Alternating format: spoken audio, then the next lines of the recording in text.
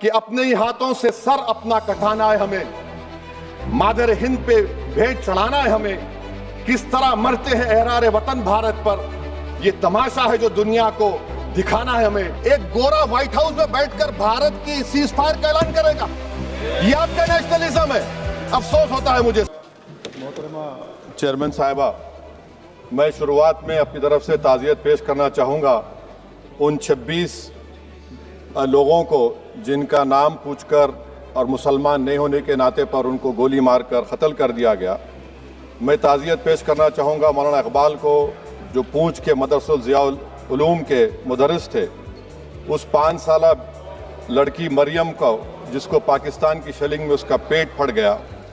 मैं ताज़ियत पेश करना चाहूँगा मैडम ज़ैन अली और उर्वा फातिमा, इन दो जुड़वा भाई बहनों को जिनकी उम्र 14 साल थी, लांस नायक दिनेश कुमार को, बीएसएफ के सब इंस्पेक्टर मोहम्मद इम्तियाज़ को।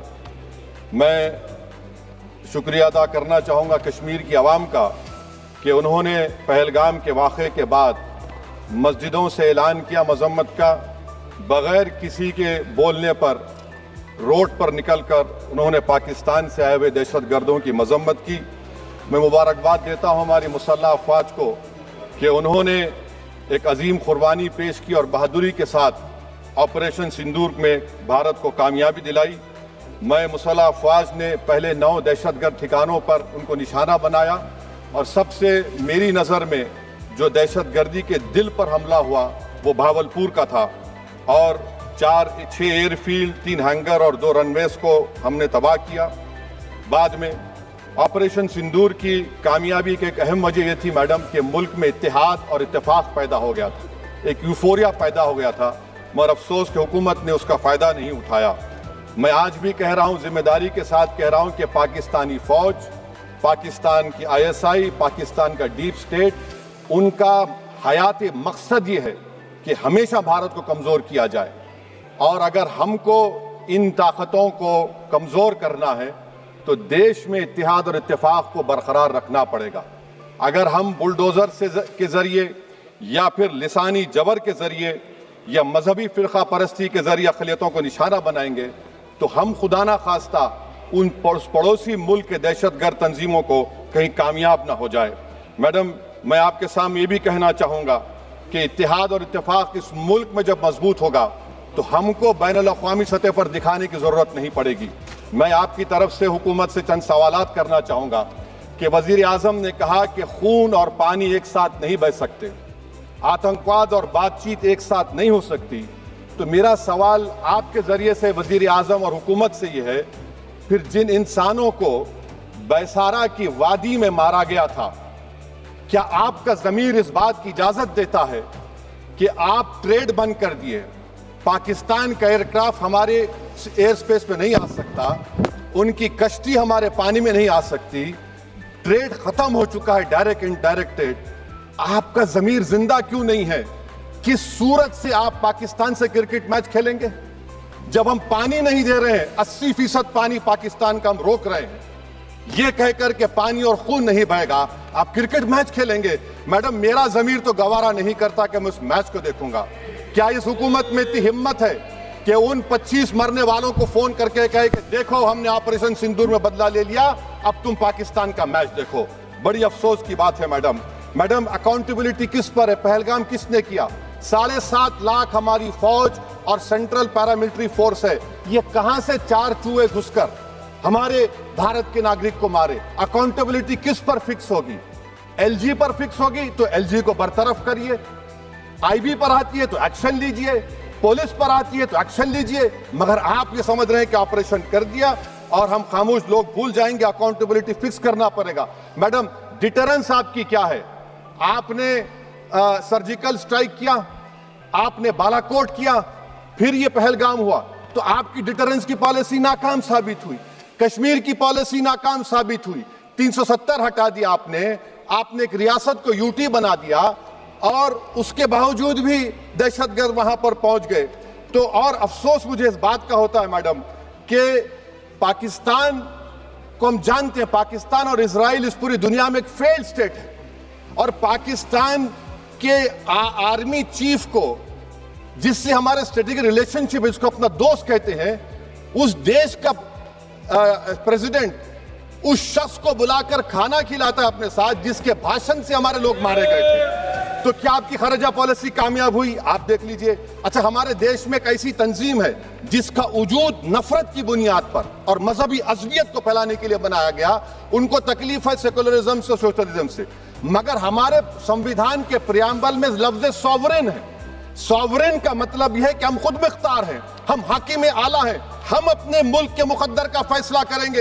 एक गोरा व्हाइट हाउस में बैठकर भारत की सीज फायर का ऐलान करेगा, यह आपका नेशनलिज्म है। अफसोस होता है मुझे सर। मैडम मैं आपसे पूछना चाह रहा हूं कि अगर एक चचा सैम ऐलान कर रहे हैं तो हमारी फौज पर क्या असर पड़ा होगा, हमारे उन पायलटों पर क्या असर पड़ेगा जो नहीं मालूम कितनी ऊपर आसमानों पर भारत की हिफाजत कर रहे हैं। वो नेवी का सिपाही जो समंदर में खड़ा हुआ है, उसको यह नहीं मालूम हो रहा है कि मेरा प्रधानमंत्री ऐलान नहीं किया, एक गोरे ने ऐलान किया।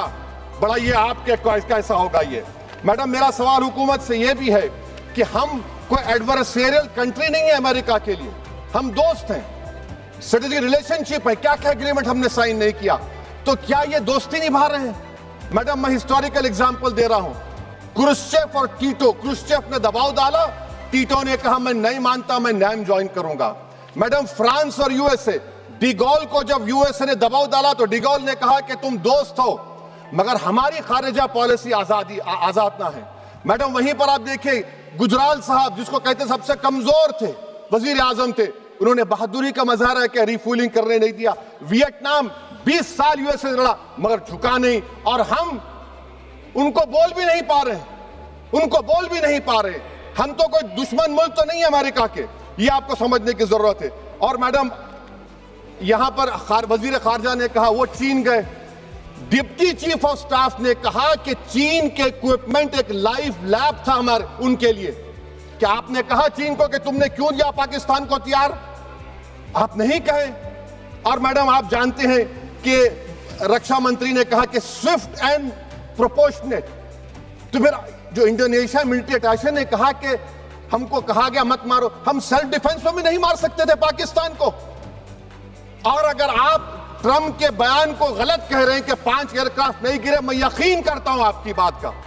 आप हमारे पायलट्स को कमेंट करिए ना, हमारे पायलट्स को कमेंट करिए कि हम अपने पायलट्स की तारीफ करते हैं, आप वो भी नहीं करना चाहते। मैं हुकूमत से जानना चाहता हूं मैडम कि क्या फ्रांस ने हमको सोर्स कोड नहीं दिया जिसकी वजह से हमारे एयरक्राफ्ट को क्या नुकसान हुआ? अब मुस्तकबिल में आप हथियार खरीदेंगे तो क्या आप सोर्स कोड हासिल करेंगे? और मैडम, मैं आपको बताना चाह रहा हूं, मेरे सवाल का जवाब हुकूमत दे। हमारे पास सैंक्शन जो स्क्वाड्रन है 42 है, 60 साल के बाद सिर्फ 29 काम कर रहे हैं। पाकिस्तान के पास 25 हैं, चीन के पास 50 से ज्यादा हैं। 11 साल से आप सरकार में हैं, सबमरीन नहीं है, थर्ड एयरक्राफ्ट कैरियर कहां पर है आप बताइए। और मैडम, FATF में लाना पड़ेगा आपको। अगर आप विश्व गुरु हैं तो हम आपको चैलेंज कर रहे हैं, आप G7 के कंट्रीज को, GCC को और चचा सैम को राजी कराइए कि पाकिस्तान को, मैडम खत्म कर रहा हूं, FATF में दोबारा लाया जाए। मैडम, ऑल पार्टी मीटिंग हुई, देखिए कितना कॉन्ट्रडिक्शन है केंद्र सरकार में और स्टेट सरकार में। ऑल पार्टी मीटिंग में था, केंद्र सरकार ने कहा कि नहीं, बैसारन मिडोस पर तो कोई जा ही नहीं सकता, जून से पहले इजाजत लेना पड़ेगा। बाद में हमको मालूम हुआ कि साल भर खुला रहता मिडोस सिवाय बारिश और स्नो के। ये कॉन्ट्रडिक्शन है केंद्र सरकार में। वहां पे मैं हुकूमत से मुतालबा करता हूं मैडम आपके जरिए से कि कौमी सिक्योरिटी को, नेशनल सिक्योरिटी को, खारिजा पॉलिसी को, फॉरेन पॉलिसी को राजनीति का मुद्दा मत बनाइए, राजनीति का मुद्दा मत बनाइए। ये हमारे मुल्क में मुफाद होगा, हमारे मुल्क के इत्तेहाद और एकजुटती को आप एक वोट का जरिया मत बनाइए। और मैं एक आखिरी बात पूछ रहा हूं मैडम, क्या चीन ने हमसे कहा था कि सीज फायर कर लो? और कैसे पाकिस्तान ने हमारे पायलट्स की बातों को सुना कि हमारा कम्युनिकेशन एनक्रिप्ट नहीं है?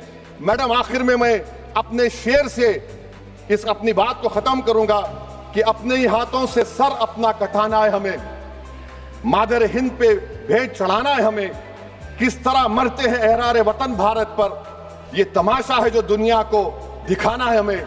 ये मैं भारत की उस बहादुर फौज के नाम पे करता हूं मुसल्ह अफवाज के नाम पे करता हूं। ये शेर कहने वाला कोई बीजेपी का नहीं था, ये शेर कहने वाले का नाम शेर था, शहीद अशफाकुल्लाह। मैं फिर से हुकूमत से कह रहा हूं, पाकिस्तान टेररिज्म करेगा, आप तैयार हो जाइए। आप चीन से मोहब्बत, कितना इम्बैलेंस हुआ ट्रेड का, कितना इम्बैलेंस हो रहा है चीन से। अच्छा, जब गलवान हुआ उस वक्त भी ट्रंप ने कहा था कि मैं बात करूंगा, हमने कहा नहीं बात करेंगे, जरूरत नहीं है।